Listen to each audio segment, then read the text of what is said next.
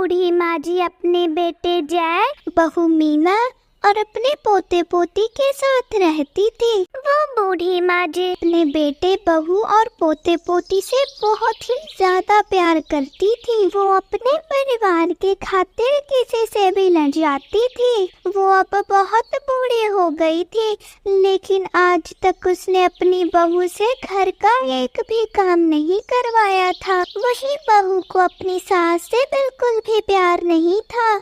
वो तो अपनी सास को घर में इसलिए रखी हुई थी ताकि वो अपनी सास से घर का सारा काम करवा सके, वरना अब तक तो वो अपनी सास को घर से कब का निकाल देती। माँ जी, मैं घर से बाहर जा रही हूँ। मेरे आने तक आप घर का सारा काम करके रखना। आपको पता है ना कि मुझे गंदगी बिल्कुल भी पसंद नहीं है। आप मेरे जाने के बाद पूरे घर को अच्छे से साफ कर देना। हाँ बेटा, तुम आराम से अपने काम पर जाओ, मैं घर का सब काम कर लूंगी। माँ, मुझे तो समझ नहीं आता कि तुम दादी से इतना काम क्यों कराती हो। दादी अब बूढ़ी हो गई है, तुम्हें उनकी सेवा करनी चाहिए, लेकिन तुम सारा दिन उनसे काम कराती रहती हो। मुझे तो ऐसा लगता है कि दादी तुम्हारी बहू है और तुम दादी की सास हो। सारा दिन दादी पर हुक्म मारती रहती हो। मुझे बिल्कुल भी पसंद नहीं आता माँ, जब तुम दादी से काम कराती हो। तुम्हें खुद काम करना चाहिए। दादी को बुढ़ापे में आराम करना चाहिए और हमें दादी की सेवा करनी चाहिए। हाँ भैया, आपने बिल्कुल सही कहा है।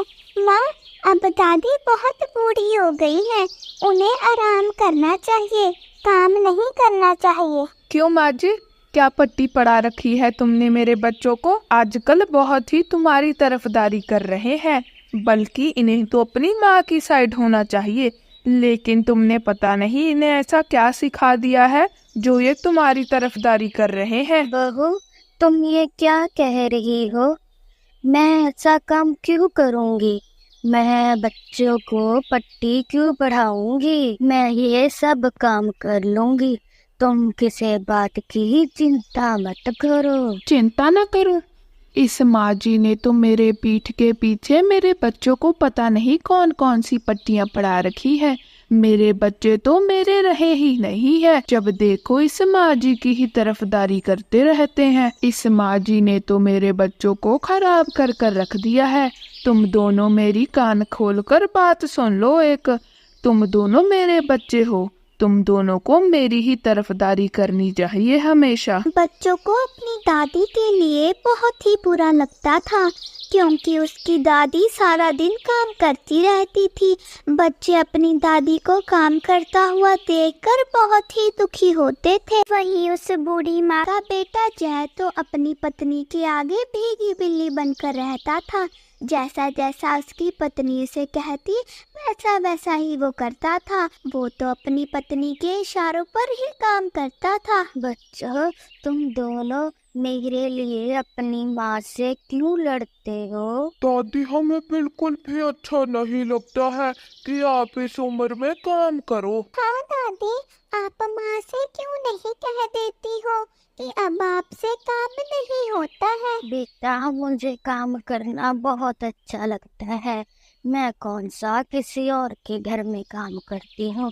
ये तो हमारा ही घर है और मुझे काम करना अच्छा लगता है। तुम मेरी इतनी टेंशन मत किया करो। अच्छा, मुझे पता है कि तुम दोनों क्या देखना चाहते हो, कि मेरी बहू मेरी सेवा करती है या नहीं। देखना बच्चों, जब मैं काम नहीं कर पाऊंगी, बिस्तर पे लेट जाऊंगी, तब मेरी बहू मेरी सेवा करती रहती नहीं। मेरी बहू मेरा ख्याल रखेगी, मुझे खाना देगी और घर के सभी काम करेगी। दादी, हमें तो लगता है कि वो दिन कभी नहीं आएगा। वो दोनों बच्चे अपनी माँ को बहुत ही अच्छे से जानते थे, कि वो अपनी सास की सेवा कभी नहीं करेगी। तभी एक दिन वो बूढ़ी माँ जी घर के काम कर रही थी कि कमजोरी की वजह से उसे चक्कर आ जाते हैं और वो बहुत ही बुरी तरीके से गिर जाती है। उसे लगा था कि उसकी तो एक टांग ही टूट गई है। वो बहुत ही जोर से गिरी थी। अब तो वो अपनी जगह से हिल भी नहीं पा रही थी। दादी क्या हो गया आपको? आप इतनी जोर से कैसे गिर गई? बाबू, ये लो थोड़ा सा पानी पी लो। मैंने आपको कहा था कि आप माँ से कह दें कि अब आपसे काम नहीं होता, लेकिन आपने मेरी बात नहीं मानी। बेटा, मुझे लगता अब मैं चल फिर नहीं पाऊंगी। डॉक्टर बताते हैं कि अब उस बूढ़ी माँ जी के पाँव में, इसलिए वो उनके घर वालों को उनकी सेवा करने के लिए कहता है। देखा बेटा, तुम लोग यही चाहते थे ना। भगवान ने भी वो दिन लाकर खड़ा कर दिया है। अब देखो, मेरी बहू मेरी बहुत सेवा करती। माँ जी, आपसे किसने कहा था इतनी शाम को झाड़ू पोछा करने के लिए? हाँ, माना कि मुझे सफाई पसंद है, लेकिन इतनी भी नहीं पसंद। अगर आपको कमजोरी थी तो आप कुछ समय लेट कर आराम ही कर ले। अब घर के सारे काम कौन करेगा और खाना कौन बनाएगा? झाड़ू पोछा कौन करेगा? फूटी किस्मत मेरी, अब इस माँ जी को भी कौन देखेगा? पति जी, मैं आपको बता देती हूँ, मेरे से नहीं होगा घर का कोई भी काम। आप चुपचाप कोई एक नौकर रख ले। सही कहती हो पत्नी जी। माँ, आपको किसने कहा था काम करने के लिए? आपने तो अपना पंख ही तुड़ा लिया। अब घर के काम कौन करेगा और आपका ध्यान कौन रखेगा? लेकिन बेटा, मैं तो तुम्हारे लिए सब कुछ करती थी। कोई जरूरत नहीं थी हमारे लिए कुछ भी करने के लिए, बड़ी आई काम करने वाली। बच्चों, तुम दोनों यहाँ पर क्या कर रहे हो? माँ जी को बहुत बड़ी बीमारी हो गई है, इनका रोग तुमको लग जाएगा। चलो, तुम दोनों अपने अपने कमरे में जाओ। लेकिन माँ, आप हमें दादी से दूर क्यों करना चाहती हैं? दादी की बहुत ही तबीयत खराब है, हमें उनके पास होना चाहिए। आप हमें दादी से दूर मत कीजिए। लेकिन उनकी माँ नहीं मानती है। मीना उन बच्चों को डांटती है और अपने अपने कमरे में भेज देती है। फिर वो भी वहाँ से चले जाते हैं। अब वो बूढ़ी माँ जी बिल्कुल ही अकेली हो जाती है। वो बहुत ही दुखी होती है और कहती है, हे भगवान, ये सब मुझे तो अकेला छोड़कर चले गए हैं और बच्चों को भी साथ ले गए हैं। फिर मीना एक नई काम वाली रख लेती है। मीना अपनी सास के कमरे में नहीं जाती थी, ना ही वो अपने पति को जाने देती थी और ना ही अपने बच्चों को उनकी दादी से मिलने देती थी। कभी कभार उसे खाना मिल जाता था तो कभी कभार खाना उसे नहीं मिलता था। वो बूढ़ी माँ जी बिल्कुल ही अकेली हो गई थी, जिस वजह से दिन प्रतिदिन वो बूढ़ी माँ जी की तबीयत और खराब हो रही थी। फिर एक दिन उसका बेटा और उसकी बहू उससे मिलने आते हैं। वो उन्हें देखकर बहुत खुश हो जाती है। आओ बेटा, आओ बहू, मैं तुम्हारी कब से इंतजार कर रही थी। आओ मेरे पास बैठो तो बातें करो। हाँ, बच्चे नहीं आए, बच्चों को साथ लेकर नहीं आए तुम मुझे देखने के लिए? वो माँ, हाँ वो। अरे जय, तुम तो माँ को देखकर पिघल ही गए। सोचो तो, हमारे छोटे छोटे बच्चे हैं, माँ को इतनी बड़ी बीमारी हुई है। अगर माँ की बीमारी हमारे बच्चों को लग गई तो? माँ, हम तुमसे यहाँ मिलने नहीं आए हैं, बल्कि तुम्हें यहाँ से निकाल कर पीछे वाले स्टोर रूम में भेजने आए हैं। हम इस कमरे को डेकोरेट कराना चाहते हैं और इस कमरे को गेस्ट रूम बनाना चाहते हैं। बेटा, तुम मुझे यहाँ से निकाल कर स्टोर रूम में क्यों भेज रहे हो? वहाँ तो बहुत अंधेरा है, वहाँ पर तो ना तो कोई खिड़की है और ना ही कोई रोशनदान है। इतने अंधेरे में और इतनी गर्मी में मैं वहाँ कैसे रहूंगी? मुझे तो बहुत घुटन महसूस होगी। हाय हाय, माँ जी के नखरे तो देखो। बुढ़ापे में भी बड़ा सा एसी वाला कमरा चाहती हैं। माँ जी, चुपचाप कान खोल कर मेरी बात सुन लो। चुपचाप आप स्टोर रूम में चली जाओ, वरना आप वृद्धाश्रम जाने की तैयारी शुरू कर लो।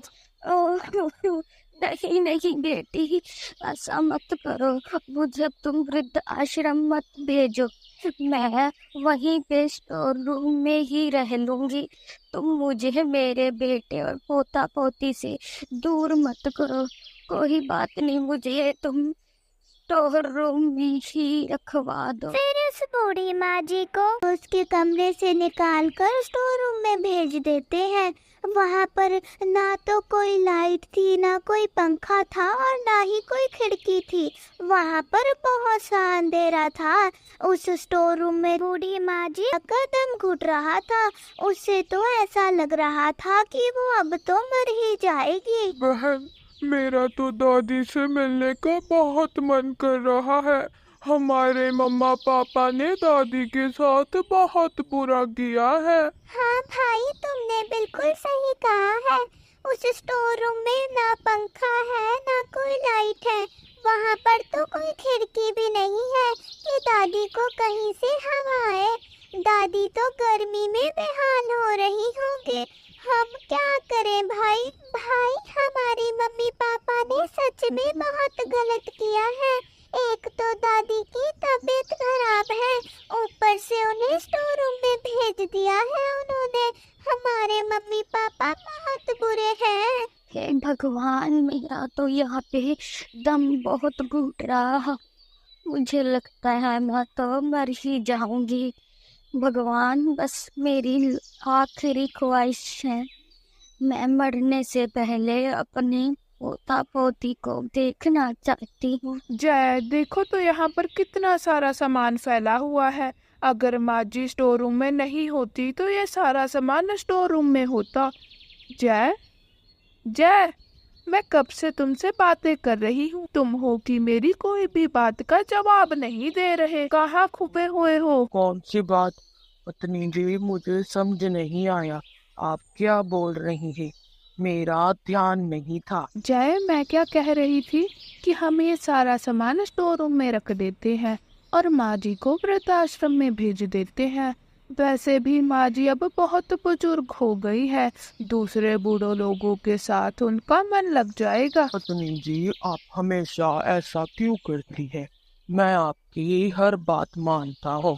आपने मगर ऐसा क्यों बोला कि आप माँ जी को वृद्ध आश्रम भेजना चाहती हैं? अच्छा, तो माँ जी पर बड़ा प्यार उमड़ रहा है।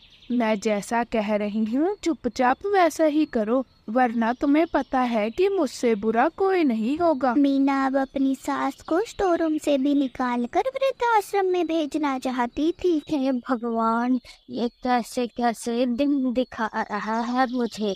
बेटी, मुझे वृद्ध आश्रम मत भेजो। मुझे मेरी बेटे और पोता पोती से दूर वृद्ध आश्रम मत भेजो ना।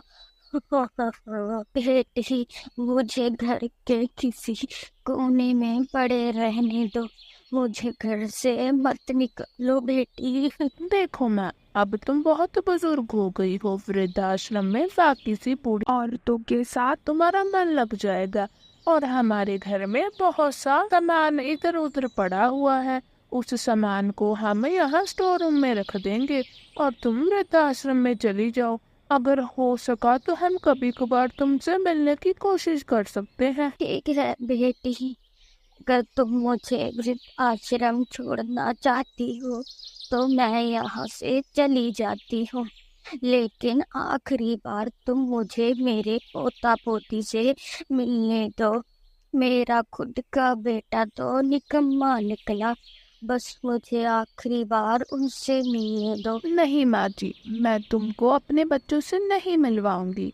तुम बहुत बीमार हो, मुझे डर है कि तुम्हारी बीमारी मेरे बच्चों को ना लग जाए, इसलिए माँ मुझे माफ करना, मैं तुम्हें उनसे नहीं मिला सकती। फिर मीना अपनी सास को बहुत ही दुखी कर कर वृद्धाश्रम के लिए भेज देती है। अपनी सास को वृद्धाश्रम भेजने के बाद मीना तो बहुत खुश थी, लेकिन कहीं न कहीं जय को अपनी माँ के लिए बहुत बुरा लग रहा था और वो कुछ कह भी नहीं सकता था क्योंकि वो अपनी पत्नी से बहुत डरता था। उधर बच्चों को जब पता चलता है कि उनकी दादी को वृद्धाश्रम भेज दिया है, वो तो बहुत ही दुखी हो जाते हैं और उन्हें अपने माँ बाप पर बहुत गुस्सा भी आ रहा था। बहन, हम अपनी दादी को ऐसे बेघर होते हुए नहीं देख सकते। हमें कुछ न कुछ तो करना ही होगा। हाँ भैया, आप बिल्कुल सही कह रहे हैं।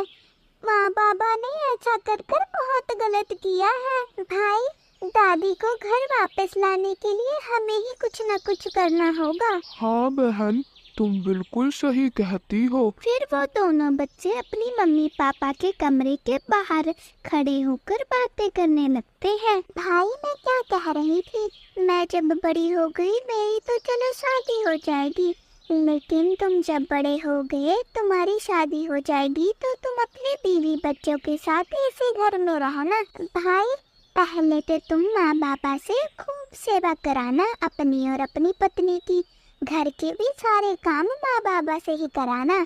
फिर जब वो बूढ़े हो जाएंगे, उनसे कोई काम नहीं होगा, तो तुम उन्हें उस पीछे वाले स्टोर रूम में बंद कर देना। ना तो उन्हें पानी पूछना, ना खाना पूछना, उन्हें उसी गर्मी में रहने देना। और फिर कुछ दिनों के बाद तुम माँ बाबा को वही भेज देना जिस वृद्धाश्रम में दादी को भेजा है। भाई, मेरा आइडिया कैसा लगा? ओ भाई, मेरी छोटी बहन तो बहुत ही समझदार हो गई है। वैसे बहन, मैं तुम्हें सच बताऊं तो मैंने तो इससे भी आगे का सोचा हुआ है। देखो, पहले तो मैं माँ बाबा से अपनी और अपनी पत्नी की खूब सेवा कराऊंगा। जब वो दोनों बुजुर्ग हो गए और कोई काम ना करें, तो उन्हें मैं धक्के मारकर इस घर से ही निकाल दूंगा और सड़कों पर भटकने के लिए छोड़ दूंगा। उन दोनों की ये बातें उनके माता पिता सुन लेते हैं और उन दोनों की आंखें खुल जाती हैं। फिर उनकी माँ पिताजी बाहर आकर अपने बच्चों से कहते हैं, बच्चों, हम दोनों तो तुमसे इतना प्यार करते हैं। हम जो कुछ भी कर रहे हैं तुम्हारे लिए ही तो कर रहे हैं, और तुम दोनों हमारे लिए ये सोच रखते हो अपने माँ बाबा से काम कराओगे, उनसे अपनी सेवा कराओगे, और जब वो बूढ़े हो गए और वो कोई काम ना कर पाए तो उन्हें धक्के मारकर घर से निकाल दोगे सड़कों पर धक्के खाने के लिए। क्यों माँ, हमने ये सब तुमसे ही तो सीखा है। जैसा तुम दादी के साथ करोगी, हम भी तो तुम्हारे साथ वैसा ही करेंगे। अगर तुम्हें लगता है कि तुमने दादी के साथ सही किया है, तो हम भी तुम्हारे दिए गए रास्ते पर ही तो चलेंगे। पापा, माँ ने तो किया सो किया, लेकिन आप तो दादी का अपना खून थे। आपने दादी के साथ ऐसा क्यों किया? आप तो बेटे के नाम पे कलंक है। पत्नी जी, बच्चे बिल्कुल सही कह रहे हैं। हम जैसा बीज बोएंगे वैसा ही फल प्राप्त करेंगे।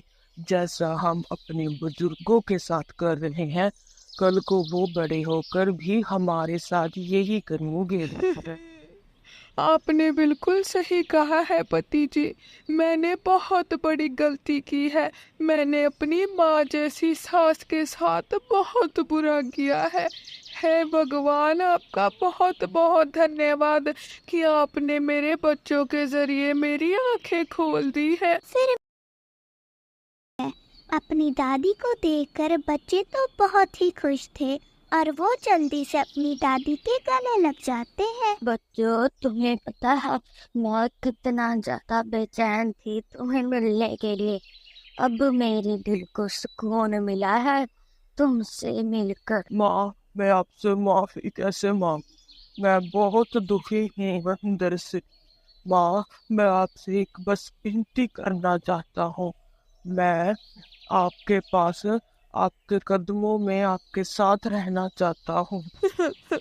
माँ जी, मैंने बहुत बड़ा पाप किया है।